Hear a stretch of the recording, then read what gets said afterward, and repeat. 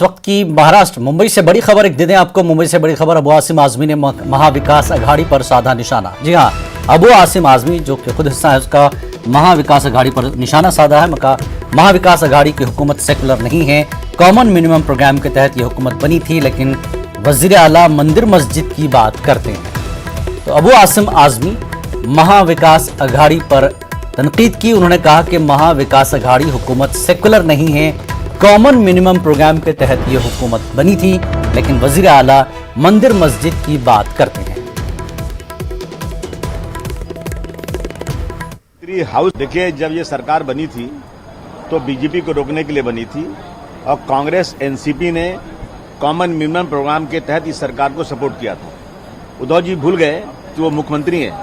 गगोई ने जब supreme court में जजमेंट लिखा था तो कहा था बाबरी मस्जिद में मूर्ति रखना और बाबरी मस्जिद को ढाना दोनों क्रिमिनल एक्टिविटी है। तो एक मुख्यमंत्री हाउस के अंदर क्रिमिनल एक्टिविटी को एक्सेप्ट करे, मैं समझता हूँ ये बहुत ही अफसोस की बात है।